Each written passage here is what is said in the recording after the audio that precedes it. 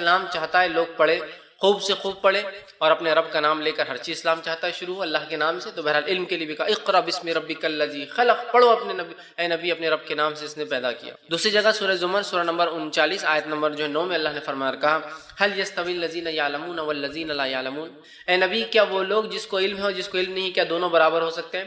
گویا اسلام اور مسلمانوں کی یہ کتاب جو اللہ کی جانب سے اتری ہے قرآن، یہ کہہ رہی ہے نبی کہ هل يستوي الذين يعلمون والذين لا يعلمون، جن لوگوں کو علم دیا گیا اور وہ جن کو علم نہیں دیا گیا کیا دونوں برابر ہو سکتے ہیں؟ کیا علم والے اور جاہل برابر ہو سکتے ہیں؟ جن کے پاس روشنی اور جو اندھیرے میں رہتا ہے کیا دونوں برابر ہو سکتے ہیں؟ تو یہاں دیکھیے اللہ رب العزت نے جو ہے علم والے اور غیر علم والے کا فرق بتایا کہ کیا علم والا اور غیر علم والا برابر ہو سکتے ہیں۔ تو گویا اسلام اللہ کی کتاب قرآن لوگوں کو ابھار رہا ہے کہ علم حاصل کرو، اس لیے کہ علم والے اور بغیر علم والے ایک جیسے برابر نہیں ہو سکتے ہیں۔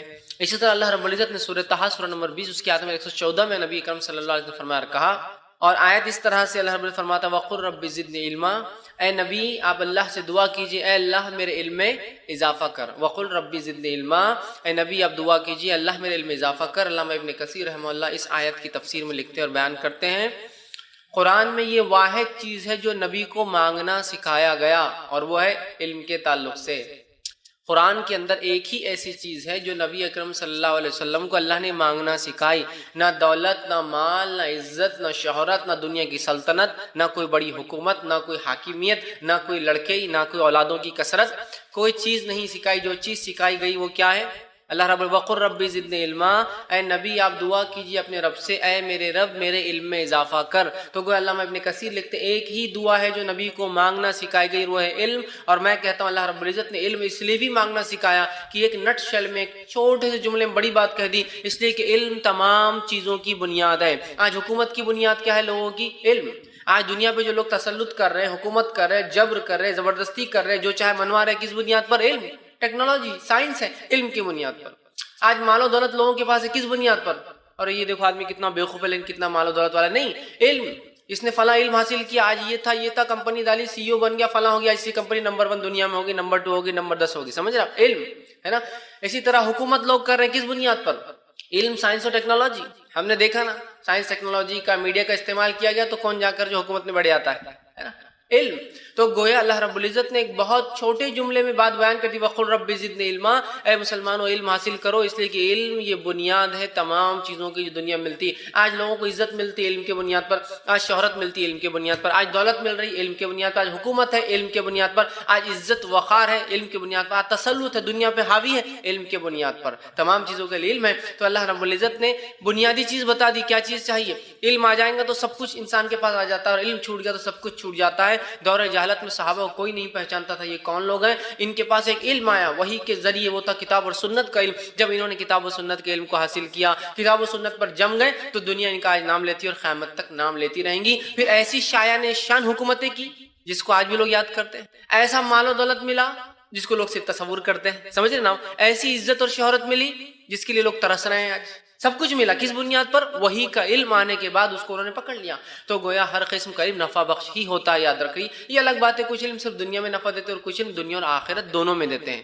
دنیاوی علوم جو ہوتے ہیں وہ صرف دنیا کی حد تک فائدہ مند ہوتے ہیں، لیکن دینی علم دنیا اور آخرت دونوں کے لیے فائدہ مند ہوتے ہیں۔ لیکن بہرحال ہے تو دونوں علم ہی ہے نا، دونوں چیزیں، ٹھیک ہے۔ تو یہ بڑی اہم چیزیں یاد رکھیں، اس چیز کو سمجھنا بہت زیادہ ضروری ہے کہ ایک چھوٹی سی آیت میں اللہ رب العزت نے کتنی پیاری بات اور کتنی اصولی بات اور کتنی زبردست بات بیان کر دی کہ مسلمانوں علم حاصل کرو، علم حاصل کرو گے تو ہر چیز مل جائیں گی۔ اور یہی ایک چیز ہے جو نبی کو مانگنا سکھایا گیا کہ نبی آپ اللہ سے مانگیے اللہ میرے علم میں اضافہ کر، ہے نا۔ تو یہاں بھی علم کی اہمیت پتہ چلتی ہے۔ نبی اکرم صلی اللہ علیہ وسلم سے کئی روایتوں سے یہ چیز ثابت ہے جو آپ صلی اللہ علیہ وسلم نے امت کو بہارا اور کہا طلب العلم فریضۃ علی کل مسلم۔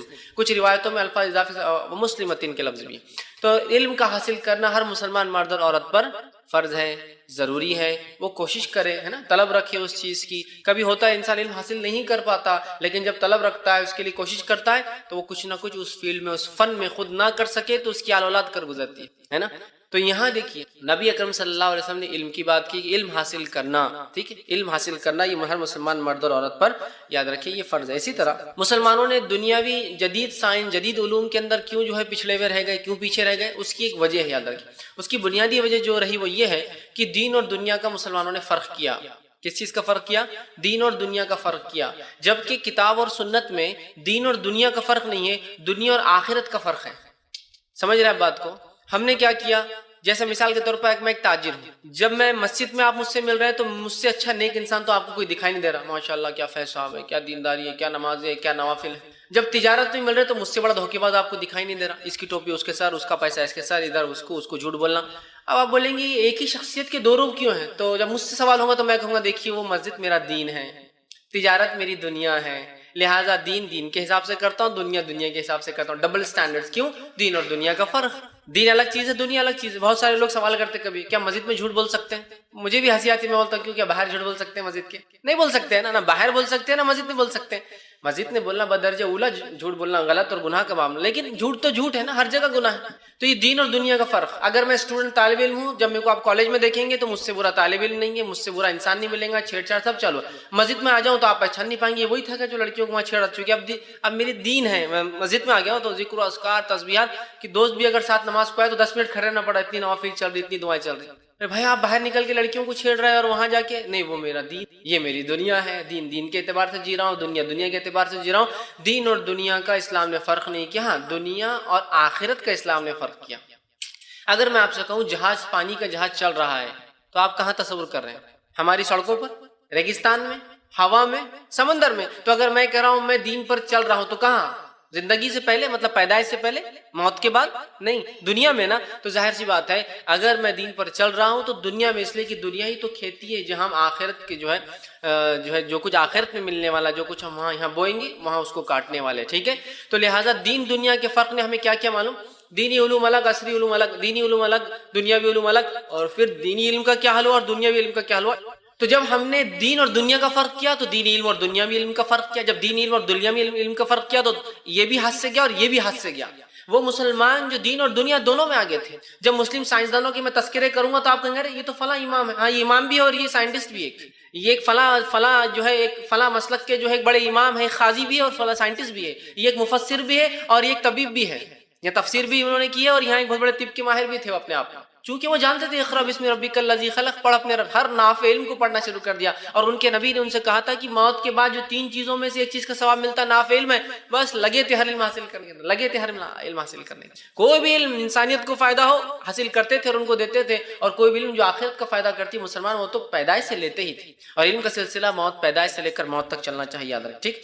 تو یہاں ہم دیکھ رہے دین اور دنیا کا ہم نے فرق کیا۔ آگے آئیے، قرآن جو ہے کوئی سائنس کی کتاب نہیں ہے، یہ بات واضح کرنا ضروری ہے، ورنہ پھر ہر آیت کو آپ سائنس کے طور سے دیکھیں گے تو مشکل میں پڑ جائیں گے۔ قرآن کوئی سائنس کی کتاب نہیں ہے اور سائنس کوئی پیمانہ بھی نہیں ہے دین کو پرکھنے کا، یہ بات بھی سمجھ لیجیے، ورنہ بہت سے لوگ قرآن، حدیث اور سائنس، یہ بات درست نہیں ہے، یاد رکھیں۔ سائنس تو بدلتے رہیں گی، آج ہے کل اپنے آپ کو بدل لیں گی، تو قرآن کوئی سائنس کی کتاب نہیں ہے، لیکن قرآن کے اندر کچھ عقائد کی باتیں، کچھ واقعات اور کچھ احکامات جب اللہ نے دیے تو ان کے اندر ایسی باتیں نکلتی ہیں جو سائنس بھی ثابت کرتی ہے، اس لیے میں پہلے کہہ دے رہا ہوں، ورنہ آپ ہر آیت کو سائنس کے مطابق پرکھیں گے تو مشکل میں آ جائیں گے۔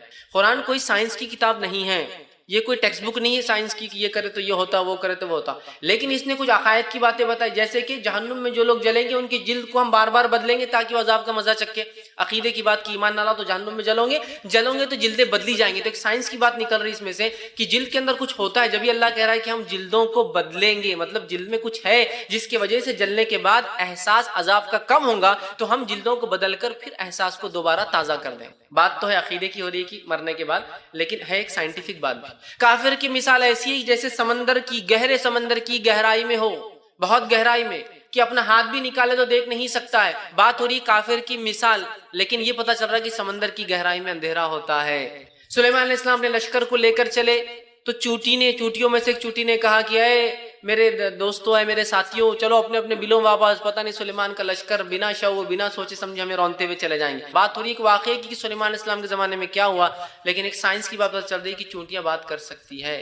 تو میں نے اس لیے واضح کیا قرآن کوئی سائنس کی کتاب نہیں ہے، لیکن اس میں کچھ باتیں ایسی جو سائنس ثابت کرتی ہے۔ تو قرآن میں 6000 سے زائد آیتیں ہیں، ان آیتوں میں سے 1000 آیتیں ایسی ہیں جن کو نکالا جائے تو وہ سائنس پر بات کرتی ہے، ٹھیک۔ ویسے قرآن ایک سائنس کی کتاب ہے، SIGNS، سائنس مطلب آیات، لیکن اس میں کچھ آیتیں ایسی 1000 سے زیادہ جو سائنس SCIENCE پر، سائنس پر بات کرتی ہے، جو ہماری سائنس اور ٹیکنالوجی جس کو ہم کہتے ہیں۔ تو اب ہر آیت کو پرکھتے نہ بیٹھے کہ اس میں کیا سائنٹیفک بات نکل دی. قرآن چونکہ کوئی سائنسی کتاب نہیں، یہ وضاحت کرنا بہرحال ضروری ہے. ٹھیک، اب آئیے، قرآن اور دین اسلام ایک واحد دین ہے دنیا میں جو لوگوں کو ابھارتا ہے کہ دین کے علم کے ساتھ زمین و آسمان میں غور و فکر کرو. یہ میں دعوے اور چیلنج سے کہتا ہوں کہ اسلام کے علاوہ کوئی دین نہیں ہے دنیا کے اندر جو لوگوں کو ابھارتا ہو، ان کے ماننے والوں کو ابھارتا ہو کہ اپنے دین کے علم کے ساتھ دنیا کا علم بھی حاصل کرو. قرآن واحد کتاب ہے جو کہتی ہے غور و فکر کرو زمین و آسمان پہ. باقی سارے ادیان کیا کہتے ہیں معلوم آپ کو؟ سارے ادیان کا کہنا یہ ہے کہ دھرم الگ، دین الگ ہے اور سائنس الگ ہے. دھرم کو اور سائنس کو، دین کو اور سائنس کو کبھی کمپیئر نہیں کرنا چاہیے. اسلام واحد دین ہے جو صرف نہ صرف سائنس کا، ٹیکنالوجی کا علم حاصل کرنے کا حکم دیتا ہے، وہ خود اس پر بات کرتا ہے اور ابھارتا ہے جیسا کہ اللہ رب العزت نے سورہ آل عمران سورہ نمبر 3 آیت نمبر 189 سے لے کر آگے کی جو آیتیں ہیں 89 اور 90 میں، اور یہ وہ آیت ہے جو نبی اکرم صلی اللہ علیہ وسلم ہر رات جب تہجد کے لیے اٹھتے تو آسمان کی طرف دیکھ کر ان آیتوں کی تلاوت کرتے. آئیے پہلی آیت کا ہم پڑھتے ہیں، آیت نمبر 189 میں اللہ فرماتا ان فی خلق السماوات والارض واختلاف اللیل والنہار لآیات لأولی الالباب، کہ اس چیز کو جان لو، اس چیز کو سمجھ لو، بے شک ان فی خلق السماوات والارض، آسمان اور زمین کی پیدائش میں، واختلاف اللیل والنہار، رات اور دن کے اختلاف آنے اور جانے میں، لآیات لأولی الالباب، ان لوگوں کے لیے نشانیاں جن کو جو ہے عقل رکھتے ہیں، عقل مند لوگوں کے لیے نشانیاں، جن کے اوپر کے اپارٹمنٹ میں ذہن کے کچھ ہوتا ہے ان کے لیے نشانیاں اس کتاب کے اندر، ان کے لیے نشانیاں زمین و آسمان کے اندر. ٹھیک ہے، آگے اللہ جو ہے فرماتا ہے الذین یذکرون اللہ قیاما وقعودا وعلی جنوبہم، یہ لوگوں کی صفت کیا ہے؟ اولو الالباب کی ایک صفت ہے، وہ لوگ اللہ کا ذکر کرتے ہیں کھڑے سے اور لیٹے، بیٹھے سے اور لیٹے سے. یذکرون اللہ قیاما وقعودا وعلی جنوبہم، کھڑے سے کرتے ہیں، بیٹھے سے کرتے ہیں، لیٹے سے کرتے ہیں. وَيَتَفَكَّرُونَ فِي خَلْقِ السَّمَاوَاتِ وَالْأَرْضِ، اور فکر کرتے ہیں آسمان اور زمین کی پیدائش میں. میں چیلنج سے کہتا ہوں کسی مذہب نے ایسی کوئی ایک بات بھی کہی اپنے غور و فکر کرتے ہیں زمین و آسمان، پہلے ذکر کرتے ہیں اللہ کا اور فکر کرتے ہیں کائنات کے اندر. اور ہم لوگوں کا اصول الٹا ہے مسلمانوں کا، ذکر کرتے ہیں دنیا کا اور فکر کرتے ہیں دین کے اندر اور بدعت ایجاد کرتے. نہیں، اللہ کہہ رہا ہے کہ ذکر کرتے اللہ کا کھڑے سے، بیٹھے سے، لیٹے سے، اور فکر کرتے دنیا میں. تو گویا دین کے معاملے میں ذکر کرنا ہے اور دنیا کے معاملے میں تفکر کرنا ہے، فکر کرنا ہے، اس لیے کہ یہ وہ جگہ ہے جہاں بدعتیں کر سکتے، ایجادات کر سکتے، انوینشنز ہے، ڈسکوریز ہیں. دین کے اندر نہیں، دین کے اندر جو بتایا گیا بس اتنا ہی کرنا ہے. ہم لوگ فکر کرتے دین کے اندر اور ذکر کرتے دنیا کا صرف. سمجھ رہے ہیں بات؟ یہ جگہ تھی دین دنیا جہاں ہم کو نئے تجربات کرنا تھے، اس لیے کہ فکر کی اجازت ہے.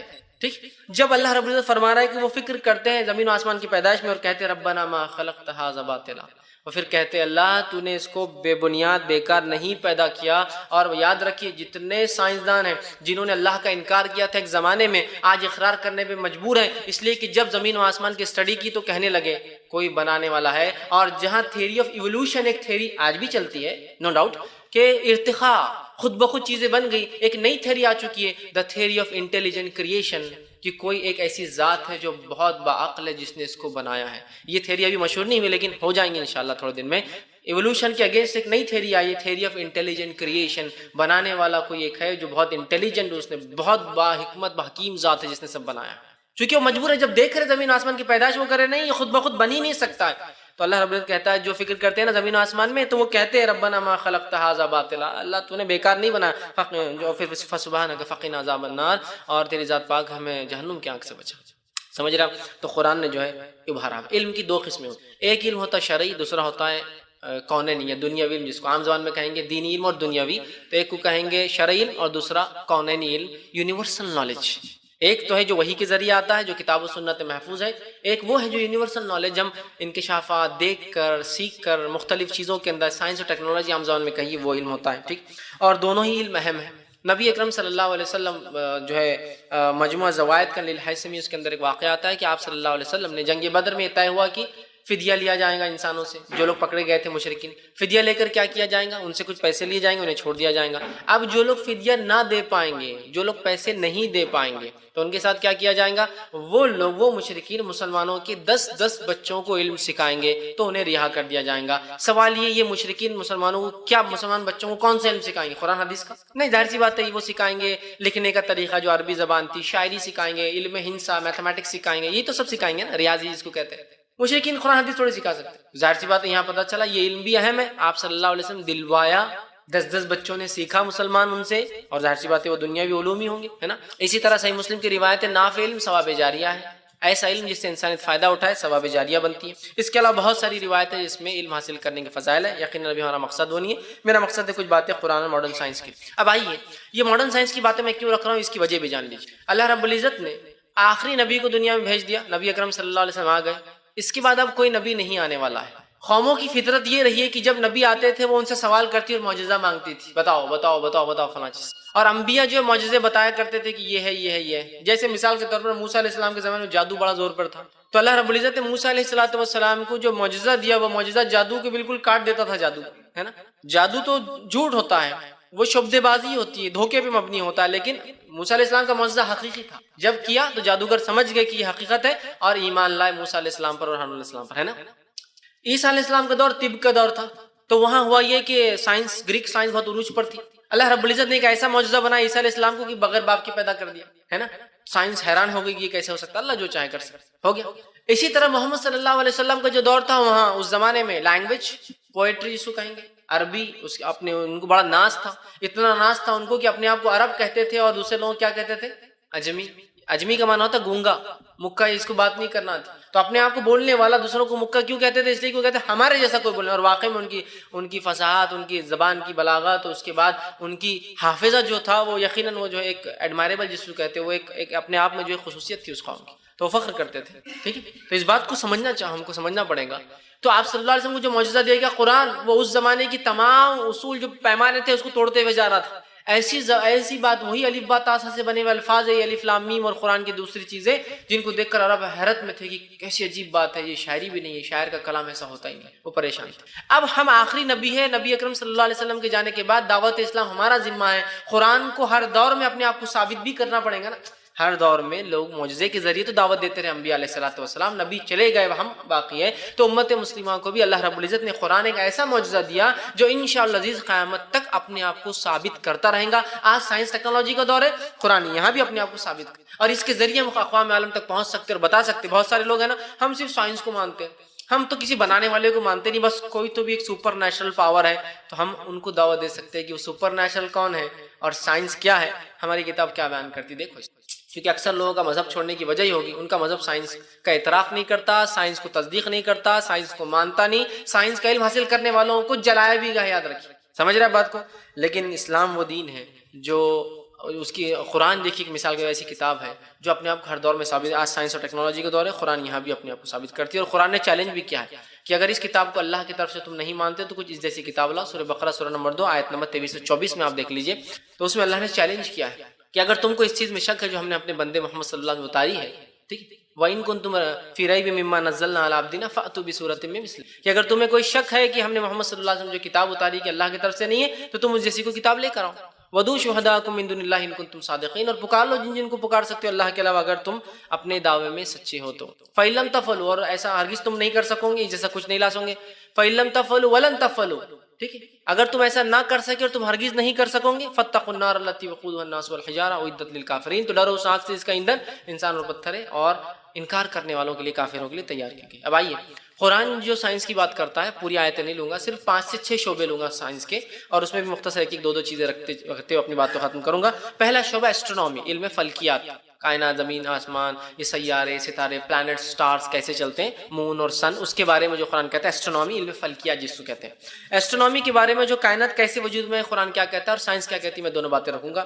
کائنات کے وجود کے تعلق سے سائنس یہ کہتی ہے کہ بگ بینگ فینومینا ہے، مطلب اس کے مطابق یہ ہے کہ پہلے زمانے میں ایک پرائمری نیبولا تھا، پوری زمین و آسمان ایک جگہ تھی، ایک پرائمری نیبولا تھا، اس کے بعد ایک دھماکہ ہوا، اس سے ایک سیکنڈری سیپریشن ہوا، مطلب دھماکہ ہوا اور وہ پرائمری نیبولا جو تھا وہ ٹوٹ گیا، وہ پھٹ گیا، اور پھٹنے کی وجہ سے جو ہے وہ چیزیں دور دور ہو گئی ایک دوسرے سے، اور ایک بڑا دھماکہ ہوا، کیوں ہوا، کیسے ہوا، سائنس نہیں جانتی، لیکن ہوا، چیزیں الگ الگ ہو گئی، اور اس کے بعد کائنات وجود میں آ گئی، ایک نظام قائم ہو گیا، اس کو کہتے ہیں بگ بینگ فینومینا۔ اسلام کیا کہتا ہے اس کے بارے میں؟ سورہ انبیاء سورہ نمبر 21 آیت نمبر 30 کا پہلا حصہ ہے، اولم یر الذین کفروا ان السماوات والارض کانتا رتقا ففتقناهما، ٹھیک، اللہ رب العزت فرماتا اور کہتا ہے کیا وہ لوگ جو انکار کرتے ہیں، کافر ہیں، دیکھتے نہیں کہ زمین و آسمان ایک تھے، ہم نے انہیں الگ کیا، کانتا رتقا ففتقناهما، وہ ایک تھے، ہم نے الگ کیا ان کو۔ تو یہاں دیکھیے اللہ رب العزت فرما رہا ہے کہ وہ پہلے ایک تھے، الگ کیا۔ سائنس کہہ رہی زمین آسمان پہلے ایک تھے، ایک مادہ تھا، وہ مادے میں دھماکہ ہوا اور وہ الگ ہو گیا۔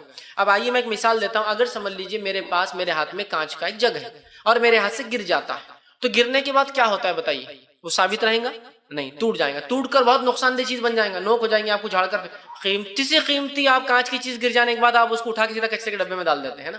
مطلب ہر دھماکہ نقصان دہ ثابت ہوتا ہے جب تک کہ کنٹرول میں نہ ہو، ہے نا. آپ کی گاڑی، آپ کار چلاتے ہیں، ٹو ویلر فور ویلر، اس میں دھماکہ ہوتا ہے لیکن بہت کنٹرول میں ہوتا ہے، پریسائز ہوتا ہے ایک دم. زیادہ ہو جائے تو پھر گاڑی کا انجن ہی اڑ جائیں گے، ہے نا.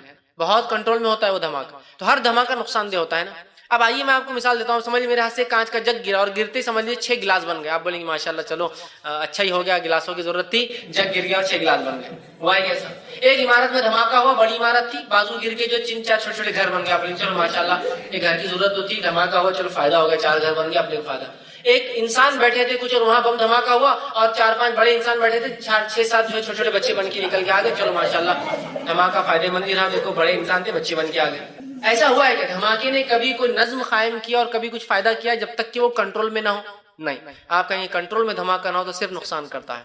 کائنات کا وجود میں آنا ایک دھماکے سے ہوا اور دھماکے کے بعد نظام قائم ہوا ہے. معلوم آپ کو سائنس تعجب میں حیران ہو گئی ہے اور یہ ان کو مجبور کر رہی ہے ماننے میں کوئی بنانے والا ہے، اس لیے کہ جو یہ دھماکہ ہوا اتنا ویل کنٹرول تھا، اتنا ویل آرکیسٹریٹڈ تھا، اتنا نظم اور ضبط میں ہوا کہ اسٹیفن ہاکنز جو ایک سائنسداں ہے وہ کہتا ہے کہ یہ جو دھماکہ ہوا یہ جو ہے ملینتھ آف ملین سیکنڈ، مطلب ایک سیکنڈ کو اگر 10 لاکھ حصوں میں تقسیم کیا جائے، وہ 10 لاکھواں حصہ لیا جائے اور اس کو پھر 10 لاکھ حصوں میں تقسیم کیا جائے، ملینتھ آف ملین سیکنڈ دھماکہ زیادہ ہوتا تو کائنات وجود میں نہیں آتی اور اس سے کم ہوتا تو کائنات وجود میں نہیں. ملینتھ آف ملین سیکنڈ، ایک سیکنڈ کا 10 لاکھواں حصہ، 10 لاکھویں حصے کو 10 لاکھ حصوں میں تقسیم کر کے اس کا جو سب سے چھوٹی اکائی ہے، اگر اتنا بھی زیادہ اور اتنا بھی کم ہوتا نہیں ہوتا تو وہ کہہ رہا ہے یہ ویل آرکیسٹریٹڈ، یہ کسی نے کروایا تھا دھماکہ جس وجہ سے کائنات وجود میں. اندازہ لگا.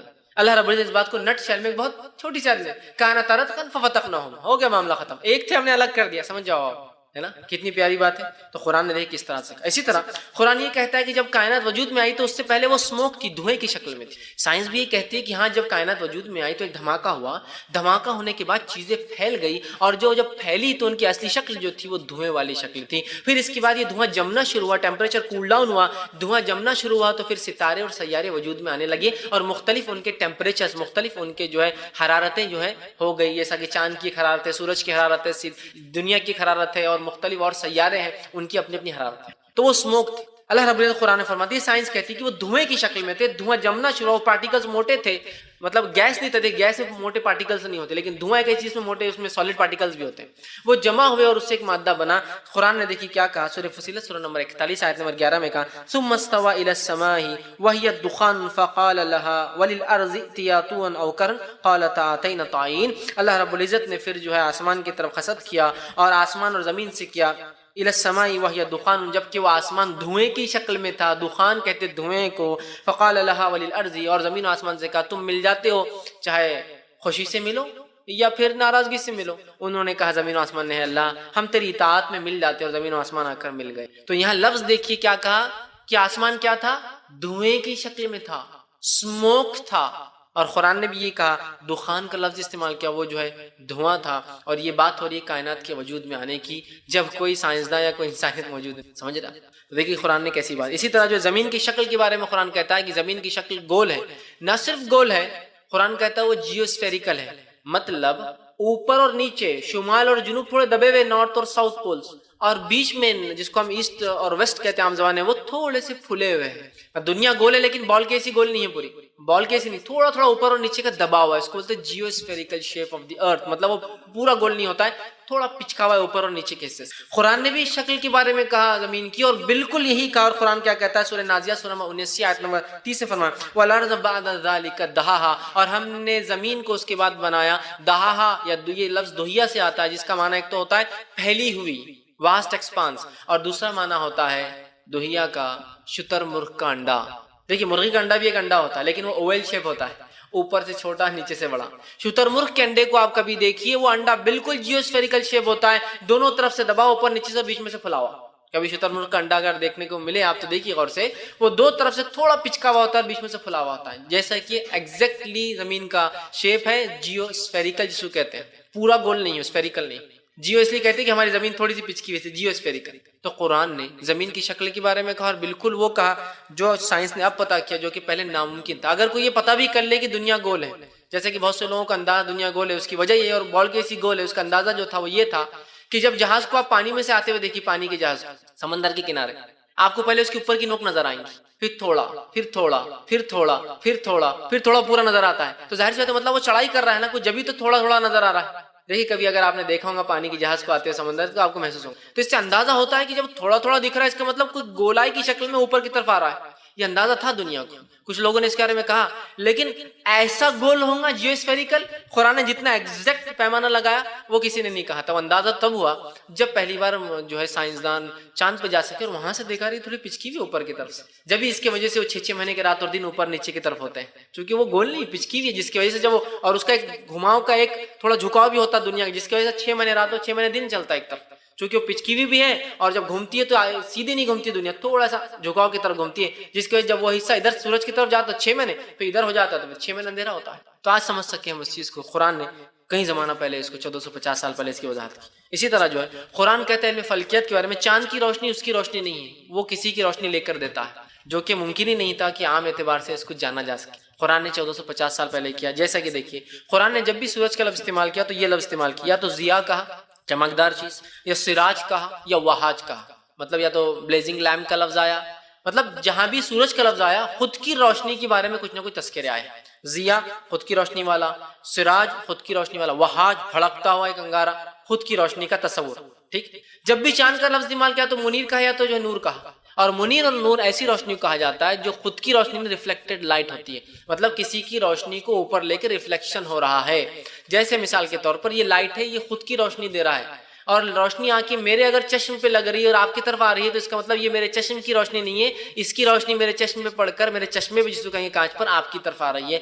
تو چاند کے بارے میں قرآن کہتا ہے کہ اس کی خود کی روشنی نہیں ہے، وہ کسی کی لیتا ہے، اور جب بھی جو ہے چاند کا لفظ آیا ہے اس کے لیے جو منیر یا نور کا لفظ استعمال کیا، جیسے سورہ یونس سورہ نمبر 10 آیت نمبر 5 میں اللہ نے کہا هو الذی جعل الشمس ضیاء والقمر نورا، اور اللہ رب العزت نے جو سورج کو چمکتا ہوا بنایا، خود کی روشنی والا بنایا، والقمر نورا، اور چاند کو نور والا، نور کہتے ہیں جس کی خود کی روشنی نہ ہو، ریفلیکٹڈ لائٹ ہو۔ قرآن نے دیکھی کتنے 1450 سال پہلے کہا چاند کی روشنی یہ خود کی نہیں بلکہ ریفلیکٹڈ لائٹ ہے۔ اسی طرح قرآن نے سورج بھی گھومتا ہے کہا، سورج بھی گھومتا ہے، جبکہ سائنس کا یہ ماننا تھا ایک زمانے میں، جیسے مثال کے طور پر پہلے ایک تھیری تھی جیو سینٹرک تھیری، مطلب یہ دنیا بیچ میں ہے اور ساری چیزیں سورج سیارے اس کے اطراف گھومتے ہیں۔ پھر یہ تھیری کے بارے میں آیا کہ نہیں یہ درست نہیں ہے، بلکہ سورج بیچ میں ہے اور باقی ساری چیزیں گھومتی ہیں، تو اس کو کہتے ہیں جو ہے ہیلیو سینٹرک تھیری، ٹھیک ہے۔ وہ پہلے تھا جیو سینٹرک تھیری کہ سورج مطلب زمین بیچ میں ساری چیزیں گھومتی ہے، پھر ایک تھیری نہیں سورج بیچ میں اور تمام چیزیں گھومتی ہیں، اور جو ہے نیکولس کوپرنیکس نے جو ہے 1512 میں یہ چیز رکھی کہ چاند سورج بیچ میں اور باقی تمام چیزیں اس کے اطراف جو ہے گھومتی، ٹھیک ہے۔ اس کے بعد جو ہے یوحنس کیپلر نے 1609 میں یہ تھیری رکھی کہ سورج بیچ میں ہے اور وہ روٹیٹ بھی کرتا ہے، روٹیٹ بھی کرتا ہے، ٹھیک۔ وہ تھیری اس نے رکھی اور باقی چیزیں اس کے طرف گھومتی ہیں، لیکن وہ اسٹیشنری ہے، ایک ہی جگہ ہے، روٹیٹ کرتا ہے، یہ وہ تھیری تھی۔ لیکن قرآن نے کیا کہا معلوم، سورج بھی روٹیٹ بھی کرتا ہے، ریوالو بھی کرتا ہے، دونوں کام کرتا ہے، جو کہ یہ بات 1980 کے بعد پتہ چلی ہے، مطلب بالکل جسے کہیں گے 30-32 سال پرانی تحقیقات ہے کہ سورج بھی گھومتا ہے اپنے اطراف بھی اور ایک دائرے مدار میں بھی گھومتا ہے، اور اللہ رب العزت نے اس بات کو کیا بخوبی اپنی کتاب میں بیان کیا اور کہا سورہ انبیاء سورہ نمبر 21 آیت 33 میں هو الذی خلق اللیل والنہار والشمس والقمر کل فی فلک یسبحون، هو الذی خلق اللیل والنہار، وہی اللہ جس نے رات اور دن کو پیدا کیا، والشمس والقمر، اور چاند اور سورج کو پیدا کیا، کل فی فلک یسبحون، ہر کوئی اپنے اپنے مدار میں، اپنے اپنے دائروں میں، اپنے اپنے آربٹس میں گھوم رہا ہے، کل فی فلک، سب کے سب گھوم رہے ہیں۔ سائنس نے کہا تھا بیچ میں ہے، گھوم رہا ہے، لیکن اطراف میں نہیں بلکہ اپنے اس پہ، قرآن کہتا ہے وہ اپنے اطراف بھی گھومتا ہے اور ایک دائرے میں بھی گھومتا ہے، اس لیے کہ سورج اپنے اطراف بھی گھومتا ہے، اس کا اپنا ایک دائرہ بھی، اور ساری کائنات بھی ایک دائرے میں گھومتے رہتی، مان لو اینٹی کلاک وائز چلتے ہیں پورے، گھڑی سے الٹ، گھڑی ایسی چلتی ہے وہ کائنات پوری ایسی چلتی ہے، ٹھیک، اینٹی کلاک وائز، سمجھ رہے ہیں بات کو؟ تو آپ دیکھیے اس چیز کو، اس چیز پہ ہم غور کریں کہ ہر کوئی اپنے مدار میں گھوم رہا ہے، اور ایک بڑی تعجب کی بات ہے ساری کائنات اینٹی کلاک وائز گھومتی ہے، معلوم آپ، ساری کائنات اینٹی کلاک وائز گھومتی ہے، اور ہم لوگ بھی حج میں طواف میں اینٹی کلاک وائز ہی گھومتے ہیں، کتنا سملارٹی ہے کائنات کے گھومنے میں اور ایک حاجی کے طواف میں گھومنے، مطلب حدیث کو بھی لے لیا تو حدیث بہت سائنٹیفک ہے، پوری کائنات اینٹی کلاک گھومتی ہے، ہم لوگ طواف میں بھی اینٹی کلاک گھومتے ہیں، ٹھیک ہے۔ بہرحال تو آپ دیکھیے، تو یہاں سائنس سے 1450 سال پہلے کہا کہ جو ہے سورج بھی گھومتا ہے، اس کا بھی ایک اپنا مدار ہے۔ اسی طرح جو ہے سورج ایک دن ختم ہو جائے گا، قرآن کہتا ہے، جدید سائنس بھی کہتی ہے ایک زمانہ آئے گا سورج جل رہا ہے، اس کے اندر ایک برننگ ہے، وہ ایک آنکھ کا گولا ہے، لیکن یہ ہمیشہ نہیں جلیں گا، اس کی آنکھ اندر سے دھیرے دھیرے ٹھنڈی چلی آئے یا اوپر سے دھیرے دھیرے، اچانک ایک دن آئے گا وہ ایکسٹنگوش ہو جائے گا، بجھ جائے گا اور بیکار ہو جائے گا اس کی اپنی، چونکہ اس میں جو مادے ہیں جو جو گرمی ہے وہ نکل کے ختم ہو جائیں گی۔ قرآن نے بھی یہی کہا اور اللہ رب العزت اس بات کو فرماتا ہے سورہ یاسین سورہ نمبر 36 آیت 38 میں والشمس تجری لمستقر لها، کہ سورج کا ایک مقرر وقت ہے جب تک وہ چلنے والا۔ قرآن نے بھی کہا، سائنس بھی کہہ رہی ہے۔ تو یہ چند باتیں تھیں۔ اسی طرح کائنات پھیل رہی ہے، قرآن نے کہا، جدید سائنس بھی کہہ رہی ہے کائنات پھیل رہی ہے، اور یہ پھیلنے کی وجہ سے انہوں کو سوچنا پڑا کہ کبھی ایک تھی۔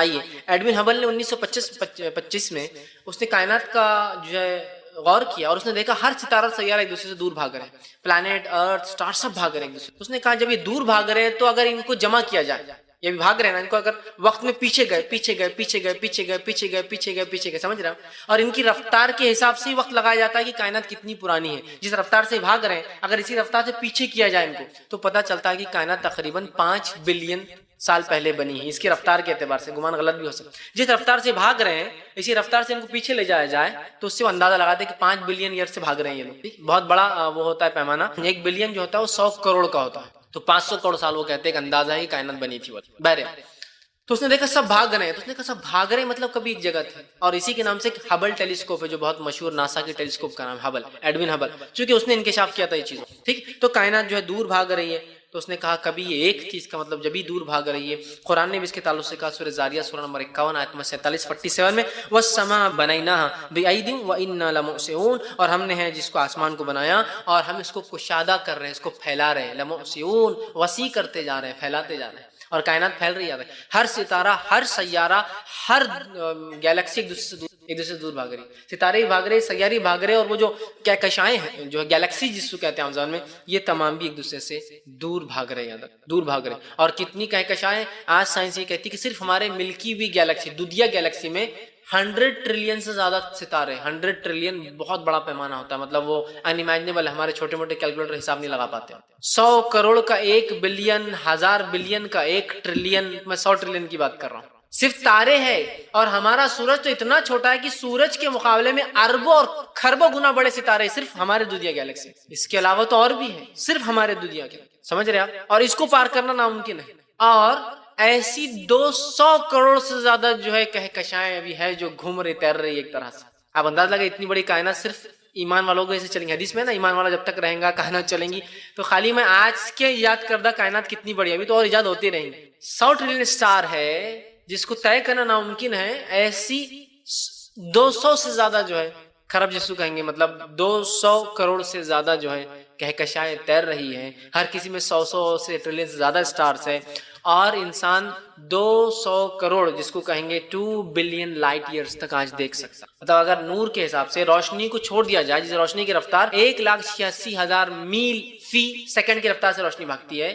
اگر اس کو کلومیٹر میں کرے تو 3 لاکھ کلومیٹر اپروکسیمیٹلی جو کلومیٹر فی سیکنڈ بھاگتی ہے، روشنی کو چھوڑ دیا جائے تو 2 بلین سال تک روشنی چلیں گی، تو وہاں تک کائنات کو بھی دیکھ سکتا ہے، اتنی بڑی۔ بہرحال یہ تمام چیزیں اس کے تعلق سے اللہ نے بیان کر دیا اتنی چھوٹی اور مختصر الفاظ کے اندر، جس کو بڑی کتابیں سمجھا نہیں پائی۔ آئیے دوسرا لیں گے، فزکس، طبیعیات۔ یہ تو تھا ایسٹرونومی، علم فلکیات۔ طبیعیات کے اندر قرآن کہتا ہے ذرے کے بارے میں، فزکس کے بارے میں، ایٹم جس کو ہم کہتے ہیں، ذرے کے بارے میں۔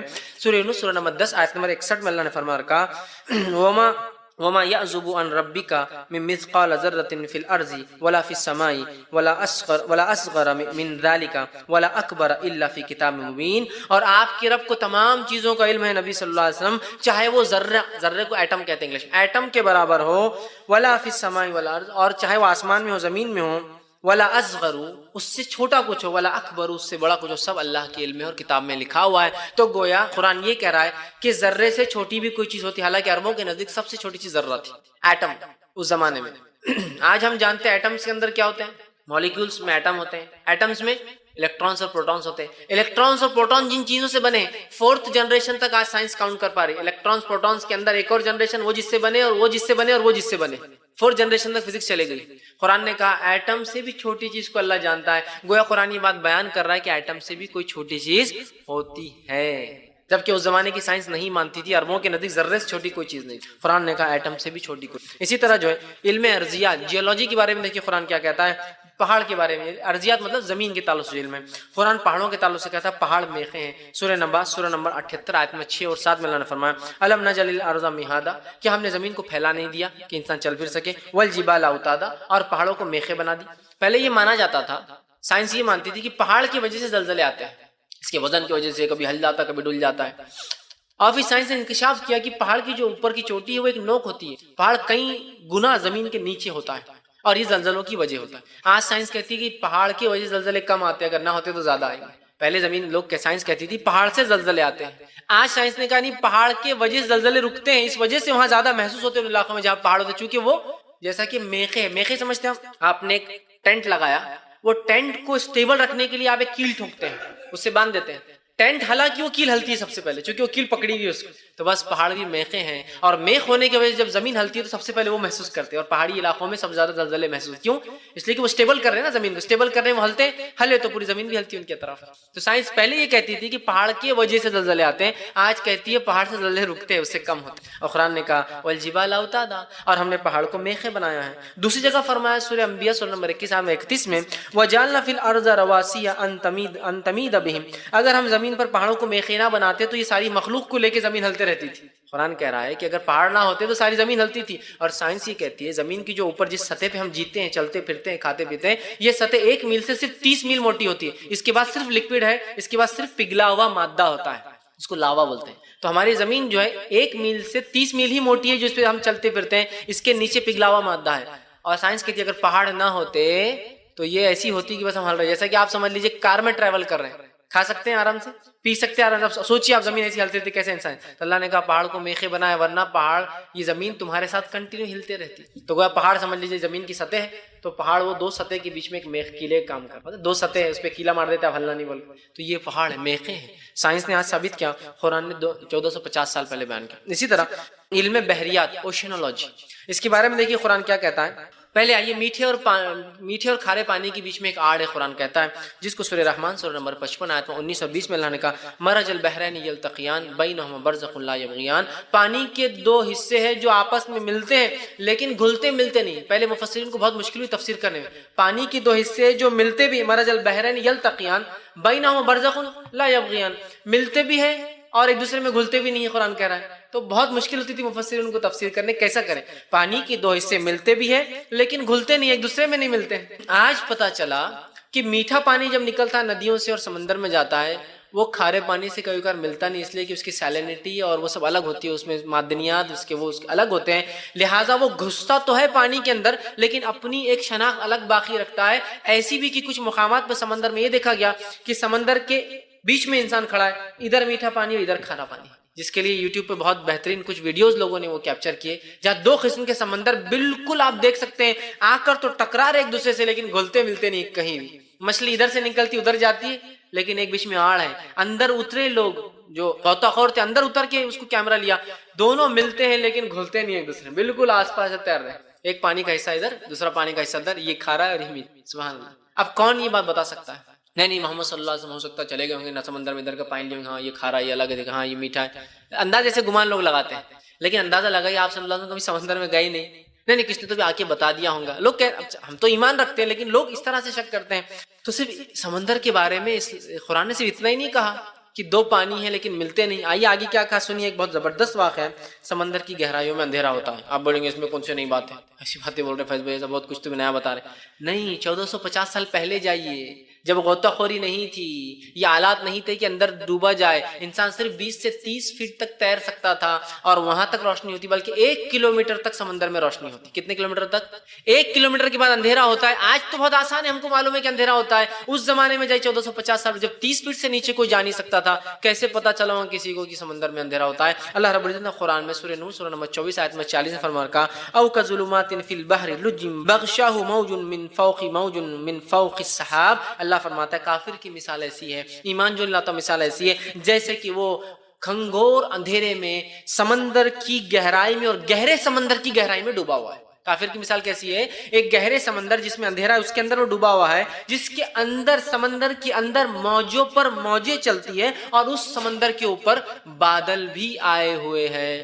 ڈارکنیس، اندھیرے کی انٹینسٹی بتائی جا رہی ہے اس آیت میں. ہے نا. سمندر کے اندر اندھیرا، موج پر موج. دیکھیے سمندر اگر شانت رہا نا، خاموش رہا، سائلنٹ، تو بھی دکھتا ہے، لیکن جب لاٹیں آئی تو پھر اندھیرا ہو جاتا ہے. لاٹیں آ رہی اس سے اندھیرا، گہرائی میں اس سے اندھیرا، اور بادل بھی آئے. آپ کو پتا ہے بادل آنے سے کیا ہوتا ہے؟ اندھیرا اور بڑھ جاتا ہے. کافر کی مثال ایسی ہے کہ ذرہ برابر روشنی ہوتی ہے. بادل کا اندھیرا، موجوں کا اندھیرا اور گہرائی کا اندھیرا میں ہوتا ہے. ظلمات بعضها فوق بعض، اندھیرے پہ اندھیرا ہے. قرآن فرما رہا ہے اذا اخرج يده لم يكد يراها، اگر اپنا ہاتھ بھی وہ کافر نکالتا ہے تو دیکھ نہیں پاتا اپنے ہاتھ کو. ومن لم يجعل الله له نورا فما له من نور، اللہ جس سے ہدایت اور نور اور روشنی چھین لے اس کو کوئی روشنی نہیں دے سکتا. یہ کافر کی مثال ہے. آج سائنس یہ کہتی ہے، اور پروفیسر درگا راؤ کو جب یہ آیتیں بتائی گئی، جو کہ یونیورسٹی عبدالعزیز یونیورسٹی جدہ کے اندر جو پروفیسر تھے ان کو بتایا گیا، جو کہ خاص طور سے جو ہے مرین جیولوجی، مطلب سمندروں کے نیچے زمین کی جو ہے اس کی خصوصیت، مطلب ان کی مہارت تھی اس فیلڈ کے اندر. مرین جیولوجی مطلب سمندر کے نیچے جو زمین ہوتی ہے اس میں وہ اس فن میں ماہر تھے. ان سے کہا گیا تو انہوں نے کہا یہ بات بالکل صحیح ہے کہ سمندر کی گہرائی میں اندھیرا ہوتا ہے. 1 کلومیٹر 1000 میٹر کے بعد روشنی اندر نہیں جا پاتی ہے. اور یہ بات سائنس کو بالکل حال میں پتا چلے جب سب مرین ایجاد ہوئی، پنڈبی ایجاد ہوئی، اس سے پہلے نہیں پتا تھا. اور جب اندر گئے تو پتا چلا اندھیرا ہے، ورنہ پتا بھی نہیں تھا کہ اندھیرا ہوتا ہے. اس لیے کہ پانی جب اس میں روشنی جاتی ہے تو پانی جذب کرتے جاتا ہے مختلف حصوں میں مختلف روشنی کی چیزیں. جیسا کہ ایک حصے میں اودا ختم ہو جاتا ہے، روشنی کے 7 اجزاء ہوتے ہیں، 7 روشنی کے اندر چیزیں ہوتی ہیں، ہرا ہے، اودا ہے، لال ہے، پیلا ہے. تو الگ الگ سطح پہ الگ الگ رنگ جذب ہو جاتا ہے پانی میں، اور 1000 میٹر کے بعد پانی کے نیچے روشنی نہیں جا پاتی، اندھیرا ہوتا ہے. انہوں نے کہا یہ بات اس صدی سے پہلے، 20ویں صدی پچھلی جو گزری، 21ویں چل رہی، کسی نہیں پتا. جب سب مرین ایجاد ہوئی تو پتا چلا سمندری گہرائی میں اندھیرا ہوتا ہے، اور لاٹوں پر لاٹ سمندر کے اندر کی بات ہو رہی ہے. انہوں نے کہا یہ بات تو بالکل حال میں پتا چلی کہ سمندر کے صرف اوپر ہی لاٹیں نہیں آتی ہیں، بلکہ سمندر کے اندر بھی ٹائڈز آتے ہیں، ہائی اور لو، اندر کی سطحوں میں بھی چلتے رہتے ہیں. چونکہ پانی کی گرمی اور پانی کے نمک کے جو ہے مادہ جتنا کم زیادہ ہوتا ہے، اس کی وجہ سے ایک پانی دوسرے پہ حاوی ہوتا رہتا ہے. گرم پانی جو اوپر کی طرف جاتا ہے، ٹھنڈا نیچے سے گھستا ہے، پھر وہ ٹھنڈا ہو کے نیچے آتا ہے، یہ پانی اوپر چڑھتا ہے، جس سے اوپر تو جو چل رہا ہے. کبھی اوپر سمندر بالکل آپ کو دیں گا کچھ بھی نہیں، لیکن اندر موجیں چلتی ہے، ایسی موجیں جو اوپر بھی نہیں آتی، اتنی بڑی موجیں چلتی. قرآن نے کہا موج پر موج سمندر میں بادل آئے گئے. اور جو ہے گیری ملر نام کے ایک شخص تھے جنہوں نے بعد میں اسلام قبول کیا، عمر عبدالحد انہوں نے نام رکھا. انہوں نے ایک بار یہ آیت ایک آدمی کو سنائی جو کینیڈا کے اطراف میں سمندر جو بہت طوفانی، جس میں کیکڑے پکڑتے ہیں، خاص موقع ہوتا ہے سمندر میں جب طوفان آتا ہے تو ایک خاص قسم کے کیکڑے آتے ہیں اور تبھی ان کو پکڑنا پڑتا ہے. اس کو یہ آیت پڑھائی تو اس نے کہا یہ آیت جو بیان کر رہی ہے، لگتا ہے یہ وہ انسان ہے جس نے یہ بات لکھی جو بہت سمندری سفر کر چکا ہے. شاید جو بات ڈسکرائب کی گئی، جو کیفیت آسمان کی، جو کیفیت موجوں کی، چونکہ کیکڑے گہرائی میں پکڑتے ہیں نا، تو انہیں پتہ ہے موجیں چلنے سے کیکڑے اوپر بھی آتے ہیں، اس سے پکڑے بھی جاتے ہیں. ٹھنڈا پانی سمندر کا جب جاتا ہے اور نیچے گرم ہو کے آتا ہے، کیکڑے اس کے سے اوپر آتے ہیں، وہ پکڑتے ہیں ان کو. بہت طوفانی سمندر ہوتا ہے اور اندھیرا ہوتا ہے اکثر، چونکہ ایسے علاقوں میں پکڑتے ہیں جہاں 6 مہینے اندھیرا اور رات والا مسئلہ ہوتا ہے. تو انہوں نے کہا جس آدمی نے بھی بات کہی، لگتا ہے وہ سمندری سفر بہت کر چکا تھا. انہوں نے کہا یہ وہ آدمی جس نے کبھی سمندری سفر کیا ہی نہیں اپنی زندگی. تو انہوں نے کہا ہو ہی نہیں سکتا کوئی آدمی سمندر میں نہ جائے اور اتنی اچھی کیفیت سمندر کی بیان کر سکے. سمجھ رہے ہیں؟ تو یہ ایک معجزہ ہے قرآن کا، کیسی سی باتیں اس نے بیان کی. تو گویا کہ انسان، ایک مسلمان اگر اسکول نہ بھی پڑھے، کالج نہ بھی پڑھے، اپنی قرآن کا علم بھی رکھے تو وہ جدید سائنس کے اندر مہارت حاصل کر لیں گے، وہ سیلف گریجویٹ ہو جائیں گا. اس کا دین ہی اس کو تعلیم دیتا ہے. اور ایسے کسی دین کی خصوصیت اسلام کو چھوڑ کر. ٹھیک، آئیے جو اس کے بعد جو علم ہے بایولوجی، حیاتیات، اپنی بات کو خاتمے کی طرف ہی لے جا رہا ہوں میں. حیاتیات، بایولوجی. ٹھیک، بایولوجی کے بارے میں قرآن نے کہا سورہ انبیاء سورہ نمبر 21 آیت 30 میں وَجَعَلْنَا مَاءَ كُلَّ شَيْءٍ حَيٍّ أَفَلَا يُؤْمِنُونَ، ہم نے ہر زندہ چیز کو پانی سے پیدا کیا، کیا یہ ایمان نہیں لائیں گے؟ وَجَعَلْنَا مِنَ الْمَاءِ كُلَّ شَيْءٍ حَيٍّ أَفَلَا يُؤْمِنُونَ، ہم نے ہر زندہ چیز کو پانی سے پیدا کیا، کیا پھر بھی ایمان نہیں لائیں گے؟ ہر زندہ چیز کو اللہ نے کیسے پیدا کیا؟ پانی سے پیدا کیا. یہ بات سائنس آج کہہ رہی ہے. اچھا، یہ آیت جہاں اتری آپ صلی اللہ علیہ وسلم پر، تو وہاں دیکھیے جو چیز کثرت میں پائی جاتی ہے، مطلب جس چیز کی قلت ہے اس کا تذکرہ ہو رہا ہے. قلت کس چیز کی ہے وہاں؟ پانی کی. جو چیز زیادہ ہے وہ ریت ہے اور باقی سب چیزیں ہیں. کیا وَجَعَلْنَا مِنَ الْمَاءِ كُلَّ شَيْءٍ حَيٍّ، ہم نے ہر زندہ چیز کو پانی سے پیدا. افلا یؤمنون، کیا ایمان نہیں لائیں گے پھر بھی؟ اور آج ہم جانتے ہیں انسانی جسم کے اندر 72% پانی ہوتا ہے، مانو 72%. اور انسانی اجزاء جو بنے ہوتے سیلز سے ہوتے، اور سیلز جس کو خلیات بولتے ہیں. سیلز جو ہوتے بنیادی، اور سیلز بنے ہوتے سائٹوپلازم کے. اور سائٹوپلازم جو سیل کے اندر ایک کنٹینٹ ہوتا ہے، اس میں 50% کم از کم اور زیادہ 90% تک پانی ہوتا ہے. تو وہ ہر چیز 50% کم از کم پانی اور زیادہ 90% پانی، اور انسان 72% پانی. ہم نے ہر زندہ چیز کو پانی سے پیدا کیا، کیا پھر بھی ایمان نہیں لائیں گے یہ لوگ؟ ہے نا. کیسی بات اللہ نے کی جو کہ آج سائنس دریافت کری. اور دوسرے مقام میں سورہ نور سورہ نمبر 24 آیت 45 میں اللہ نے کہا واللہ خلق کل دابۃ من ماء، اللہ نے ہر زندہ چیز کو جو چلتی ہے اس کو پانی سے پیدا کیا، ہر چیز کو. تو دیکھیے سائنس کی بات قرآن کہہ رہا ہے جو کہ اس زمانے میں ناممکن تھا. مائکروسکوپ بھی نہیں نکلا تو کیسے پتا کریں گے آپ کیا چیز کس سے بنی.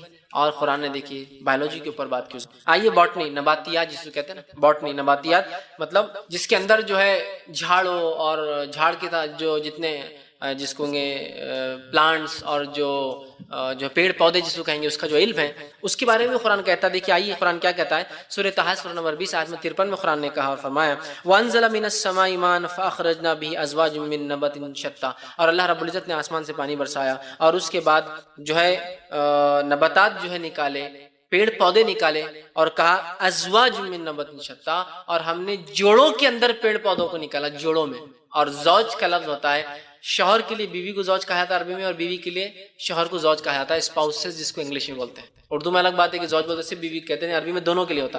بیوی اگر عورت کے لیے کہے اس کا زوج ہے مطلب اس کا شوہر ہے، اور بیوی کے شوہر کے آدمی کے لیے کہے اس کی زوج مطلب اس کی بیوی زوجہ. ٹھیک، تو کہا ہم نے مطلب ان کو پیرس میں پیدا کیا. اب بتائیے قرآن جینڈر کی بات کر رہا ہے، جینڈر کی بات کر رہا ہے، اور بھی کس کے؟ پیڑ پودوں کی، کہ ہم نے ان کو ازواج میں پیدا کیا. کیا ممکن ہے کسی انسان کو گمان کرنا کہ سامنے دکھنے والا جھاڑ بھی مذکر اور مؤنث ہو سکتا ہے، میل اور فیمیل ہو سکتا ہے؟ اور یہ بات ہم جانتے بھی، جو لوگ کھیتی باڑی کرتے ہیں اگر ایک جھاڑ ہو تو پھل نہیں آئے تو لوگ بولتے ہیں ارے دوسرا لگاؤ، یا اکیلا نہ اس لیے اس کو جھاڑ نہیں، اس کو وہ نہیں آئی ہوتا ہے. دیکھیے بہت سارے لوگ جو کھیتی کرتے ہیں، یا پھر ایک جھاڑ بیچ میں خاص لگایا تھا اس کے طرف دوسرے جھاڑ، وہ ایک میل رہتا باقی فیمیل ٹریز رہتے، پھر وہ کیڑے آتے، پالینیشن ہوتا ہے، ادھر کے بیج اڑ کے ادھر جاتے ہیں تو پھر اس کو پھل لگتا ہے. قرآن نے جھاڑوں کے بارے میں کہا کہ یہ بھی جوڑوں میں ہے، ازواج کا، میل اور فیمیل ہوتے. اور آج سائنس کری ہاں جھاڑ مذکر اور مؤنث ہوتے، اس کو ماننے میں کوئی حرج نہیں. کسی زمانے میں قرآن کی آیتیں ہو سکتا ہے لوگوں کو مذاق لگے، آج دیکھیے عین 100% ثابت کر رہی ہے اپنے آپ. تو ہم قرآن نے کہا کہ ہم نے ان کو ازواج جوڑوں میں پیدا کیا. اسی طرح ہر قسم کی چیز کو اللہ فرمایا ہم نے جوڑوں میں پیدا کیا. آئیے سورہ جو ہے رات سورہ نمبر 13 آیت 3 میں اللہ نے فرمایا وَمِن كُلِّ ثَمَرَةٍ جَعَلَ فِيهَا زَوْجَيْنِ اثْنَيْنِ، ہم نے پھلوں کو بھی جوڑوں میں پیدا کیا. اللہ فرما رہا ہے پھل فروٹس بھی میل اور فیمیل ہوتے ہیں. سائنس کہتی ہے ہاں فروٹس بھی میل فیمیل ہوتے ہیں. آگے قرآن نے کہا اور فرمایا سورہ زاریہ سورہ نمبر 51 آیت 49 کے اندر وَمِن كُلِّ شَيْءٍ خَلَقْنَا زَوْجَيْنِ، ہم نے ہر چیز کو پیدا کیا جوڑوں کے اندر، مذکر اور مؤنث، مرد اور عورت جیسے ہوتے ہیں. ہر جگہ جھاڑ میں، پھلوں کے اندر، مچھلیوں میں، کیڑے مکڑوں کے اندر، جانوروں کے اندر، سب میں ہے. ہر چیز کو ہم نے جوڑے میں پیدا کیا. سبحان اللہ. آج سائنس ثابت کری ہر چیز ہے. اور آج سائنس ثابت کرتی ہے کہ 3 کروڑ سے زیادہ مخلوقات ہیں آج دنیا میں، اور سب جوڑوں میں، سب جوڑوں میں. آپ کے زمانے میں کتنا انسان، چرند پرند، اونٹ بکری وغیرہ آپ دیکھتے تھے. یہ قرآن نے کہا ہر چیز جوڑوں میں ہے. 3 کروڑ سے زیادہ مخلوق ہے، سب جوڑوں میں. سائنس کے کوئی بھی اکیلی نہیں ہے کہ اکیلی سب کچھ کر لیتی، اس کا جوڑا رہتا ہی. ٹھیک، قرآن نے کہا. اسی طرح زولوجی مطلب حیاتیات جس کو کہتے ہیں، یہ جانوروں کے بارے میں جو علم ہوتا ہے، تو اس کے بارے میں دیکھیے قرآن کیا کہتا ہے. سورہ نمبر 6 آیت نمبر 38 میں قرآن نے کہا، اور جو ہے کہ جانوروں کے اندر بھی معاشرے ہوتے ہیں جیسے ہمارے معاشرے کمیونٹیز ہوتی ہے. قرآن نے کہا وما من دابۃ فی الارض ولا طائر یطیر بجناحیہ الا امم امثالکم، کہ ایسا کوئی جانور نہیں زمین پہ چلتا ہو، اور ایسی کوئی پرندہ نہیں جو ہوا میں اڑتا ہو اپنے پر پھیلائے، وہ تمہارے جیسے کمیونٹیز میں رہتا ہے، تمہارے ایسے معاشرے میں رہتا ہے. جانوروں کا معاشرہ اور جانوروں کی سوشل سٹڈیز جو ہے یہ حال میں 1 آدھ صدی پرانا قصہ ہے. اس سے پہلے انسانیت کو نہیں پتا تھا کہ جانور بھی کمیونٹیز میں رہتے ہیں. ان میں بادشاہ، وزیر، کام کرنے والے کارکن، حفاظت کرنے والے لوگ، یہ پہلے نہیں پتا تھا لوگوں کو. یہ 100 سال میں سٹڈی ہوئی جانوروں کے اوپر تو پتا چلا یہ بھی کمیونٹیز کے اندر گروپس میں رہتے ہیں، خاندان ہوتے ہیں، معاشرے ہوتے ہیں. قرآن نے کہا کہ سارے جانور اور سارے چرند پرند معاشرے میں جیتے ہیں، اور اتنے جٹل ان کے معاشرے کے، اتنے کمپلیکیٹڈ رہتے ہیں معاشروں کے اندر، کسی کو انتہا نہیں. آج سائنس بتا رہی ہے، اندازہ لگائیے کب کی بات ہو رہی. 1450 سال پہلے قرآن کہہ رہا سارے معاشرے میں رہتے، پرندے ہو چرند ہو. اور ہم سب آج جانتے ہیں پرندوں کا ایک بادشاہ ہوتا ہے، لوگ اس کے لیے جمع کرتے ہیں. چوٹیوں کے اندر رانی ہوتی ہے، مکھیوں کے اندر ایک رانی ہوتی ہے. جو مکھی پالتے ہیں ان کو پتا ہے رانی کو سنبھالو تو پورا معاملہ اچھا ہوتا ہے نا. تو آپ دیکھیے سائنس آج ثابت کر رہی ہے کہ اس کے اندر جو ہے کمیونٹیز ہوتی ہے، معاشرے ہوتے ہیں. قرآن نے تو 1450 سال کا ان میں سب معاشرے ہوتے ہیں. اسی طرح قرآن نے جو ہے مکے جو ہے شہد کی مکھی کے بارے میں دیکھیے کیا کہا اور فرمایا. سورہ نحل سورہ نمبر 16 آیت نمبر جو 68 اور 69 68 اور 69 میں فرما رکھا وَأَوْحَى رَبُّكَ إِلَى النَّحْلِ أَنِ اتَّخِذِ مِنَ الْجِبَالِ بُيُوتًا وَمِنَ الشَّجَرِ وَمِمَّا يَعْرِشُونَ. اللہ نے شہد کی مکھی کو حکم دیا. کیا حکم دیا؟ کہ جا اپنے گھر بنا اونچے اونچے مکانات پر، اور اونچے اونچے پہاڑ اور پیڑوں کے اوپر جا کے اپنے مکانات بنا. ثُمَّ كُلِي من کل ثمرۃ فاسلکی سبل ربک ذللا، اور جو ہے ہر طرح کے پھولوں کا رس تو چوستے رہے اور اپنے رب کی ہمراہ کی گئی راہوں پر چلتی رہے۔ اب یہاں خصوصیت کیا میں بتانا چاہ رہا ہوں آپ کو، شہد کی مکھی کو جو اللہ نے خطاب کیا، وہ خطاب کیا ہے؟ ثم کلی، اور کھاتی رہے، کھاتے رہے، مطلب یہ مذکر نہیں مؤنث کو خطاب ہے جو جینڈر یوز ہو رہا ہے۔ فاسلکی، اور تیرے رب کے بنائے گئے راستوں پر چلتی رہے، یہ دونوں جو جینڈر یوز ہوئے ہیں یہاں، یہ فیمینائن جینڈر ہے عربی میں، مطلب یہ مذکر نہیں، یہ مؤنث ہے، مطلب فیمیل کے لیے یوز ہوتا ہے یہ لفظ عربی کے اندر۔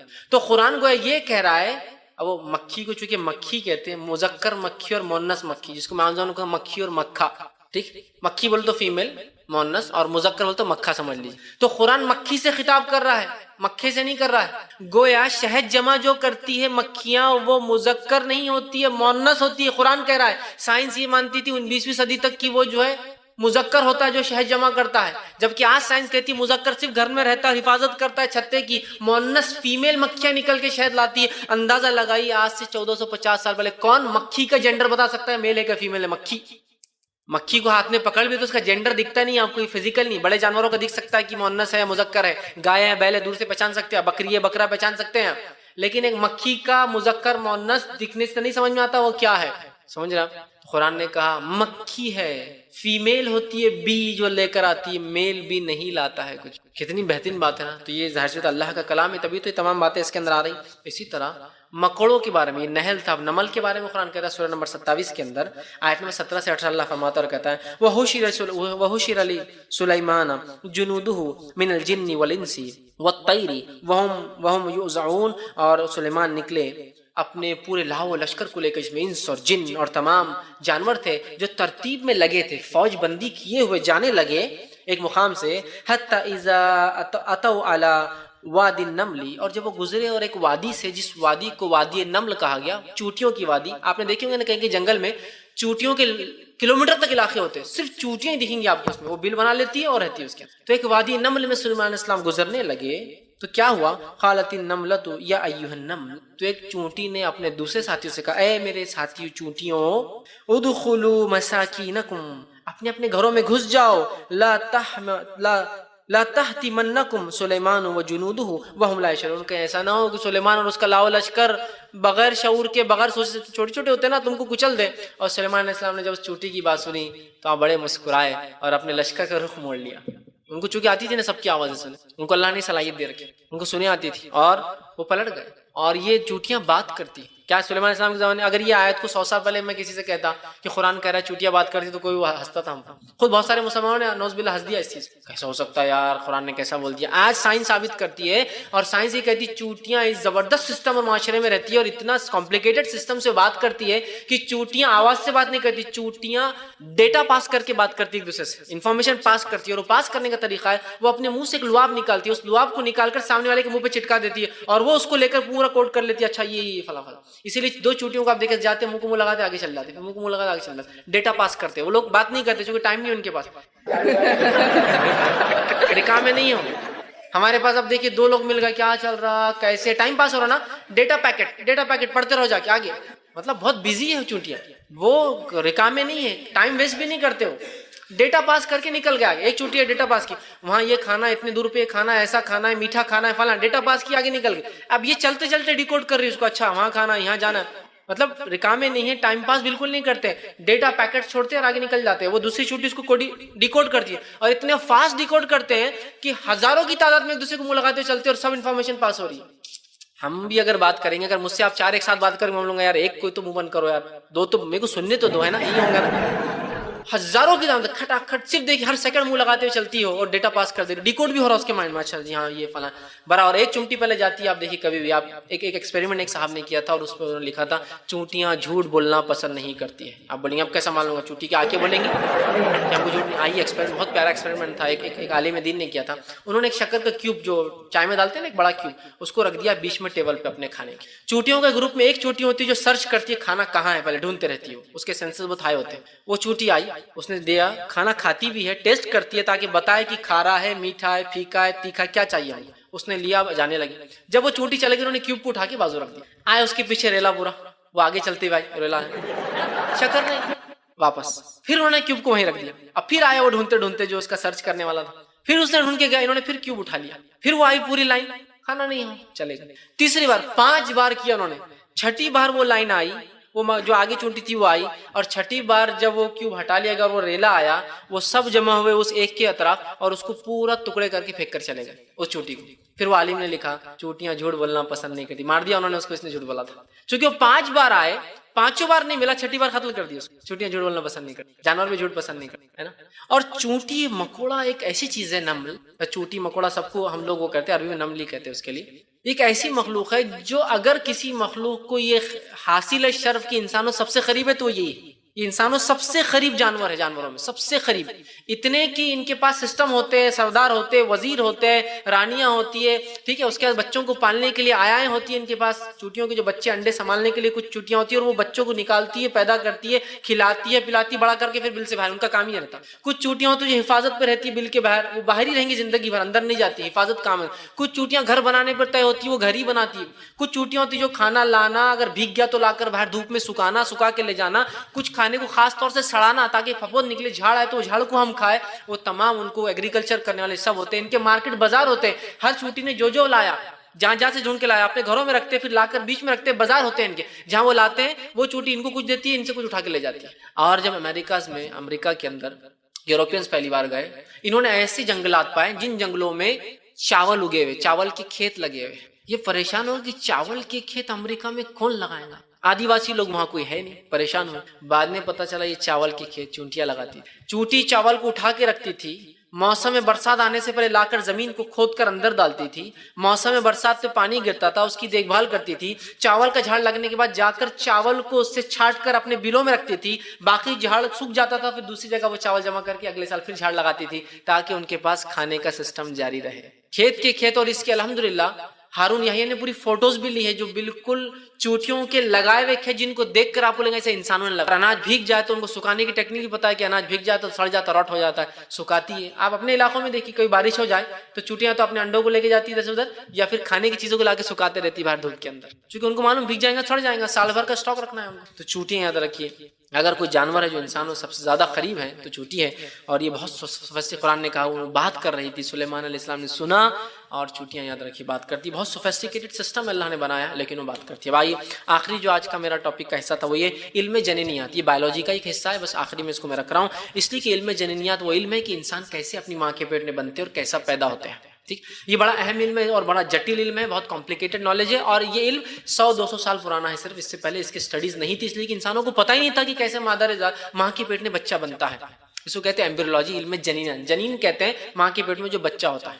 ٹھیک, چھوٹا جب ہوتا ہے اس کو جنین کہتے ہیں, بڑا ہو جاتا ہے بچہ ہو جائیں گے. تو علم جنینیات کے بارے میں قرآن نے اتنی تفصیلات میں کہا, اسی کو انتہا نہیں. اور کیوں کہا پہلے سن لیجئے. علم جنینیات کے بارے میں, ایمبریولوجی کے بارے میں قرآن نے اس لیے کہا کہ بہت ساری قوموں نے یہ اپنے نبیوں سے کہا ہم دوبارہ کیسے اٹھا جائیں گے مرنے کے بعد. تو اللہ نے کہا دیکھ پھر پہلے کیسا پیدا ہوا دیکھ لے اپنے آپ کو, تو تجھے یقین ہو جائے گا دوبارہ تو اٹھائے جانے والا. جب میں تجھے پہلی بار پانی سے پیدا کر سکتا ہوں تو کیا میرے لیے مشکل ہے بعد میں تیری ہڈیوں سے واپس پیدا کروں. آج سائنس کری, اگر ہم کو ڈائناسور کی فلاں ہڈیاں مل جائے تو ہم اس کو پیدا کر سکتے ہیں. تو اللہ یہ بتانا چاہ رہا ہے اگر انسانوں مجھے بنانا مشکل ہوتا تمہیں تو پہلی بار ہوتا. جب پہلی بار تم کو پانی کے خطرے سے بنایا ہے تو دوسری بار اٹھانا میرے لیے کیا ناممکن ہوگا. اپنی پیدائش پہ غور کرو تو دوبارہ اٹھائے جانے پر ایمان لا لو گے. تو یہ اس لیے ہے. تو آپ بولیں گے جنینیاتی کیا ضرورت, کیا مسلمانوں کو ڈاکٹر بنانا چاہ رہا اللہ؟ نہیں, ڈاکٹر سے بھی آگے بنانا چاہ رہا. وہ آخرت کی فکر کرنے والا, لوگوں کو راستہ بتانے والا, خود کی کامیابی دوسروں کی کامیابی کی طرف کوشش کرنے والا انسان بنانا چاہ رہا ہے کہ تم غور کرو اپنی پیدائش پر. ہم اللہ کو نہیں مان رہے, ہم بھگوان کو نہیں مانتے, ہم ایشور کو نہیں مانتے, ہم گاڈ کو نہیں مانتے. آؤ پھر دیکھو یہ آیت, دیکھوں گے تو یقین آ جائیں گے. پہلی بار بنے تو دوبارہ اٹھنا ہے, اٹھنا ہے تو پہلی بار بنانے والا سوال کرنے والا ہے دوبارہ اٹھنے جانے کے بعد. اس لیے قرآن میں اتنی تفصیل میں بیان کیا. اور قرآن کے اندر جنینیات کے اندر قرآن نے 6 سٹیجز بیان کی. 6 سٹیج میں انسان پیدا ہوتا ہے بلکہ بیان کیے, جو کہ سائنس کے سٹیجز 39 to 42 کے مقابلے میں بہت آسان ہے یاد کرنا. جب پروفیسر کیتس ایل مور ان کو یہ قرآنی آیتیں جدہ یونیورسٹی کچھ بچوں نے لے جا کے دی, اور کیا بول کے دی معلوم آپ کو, ہم نے یہ ایجاد کی, ڈسکور کیا, آپ اس کی تحقیق کرتے ہیں کیا؟ کیا؟ جب پروفیسر کیت سیلمور نے 1970 کے قریب وہ چیز لی تو کہا بہت آگے ایڈوانس کر دیا آپ نے ریسرچ، یہ ریسرچ تو ہم نہیں کر سکتے ابھی۔ پھر انہوں نے جو جدہ یونیورسٹی کے بچوں نے، کنگ عبدالعزیز یونیورسٹی کے بچوں نے جو دیا تھا لکھا ہوا، اس پہ اسٹڈی کی، اسٹڈی کر کے کہا جو تم نے کہا اس میں سے میں 70% ویریفائی کر سکتا ہوں کہ یہ 100% صحیح ہے، باقی 30 کے بارے میں غلط بھی نہیں بول سکتا ہوں اور صحیح بھی نہیں، اس لیے کہ سائنس اتنی ڈیولپ نہیں ہے، لیکن پہلے یہ تو بتاؤ تم لوگوں نے اس کو ڈیولپ کیسے کیا؟ اور پروفیسر کیت سیلمور یہ ٹورانٹو یونیورسٹی کے head of the department embryology کے تھے، اور یہ اپنے آپ میں سند مانے جاتے تھے علم جنینیات میں، ایمبریولوجی کے اندر پورے دنیا میں آج بھی مانے جاتے ہیں۔ تم نے ایجاد کیسے کیا تم نے یہ؟ تو کہا ہم نے کوئی ایجاد نہیں کیا، قرآن کی آیتیں تھی، کچھ نہیں کیا ہم نے۔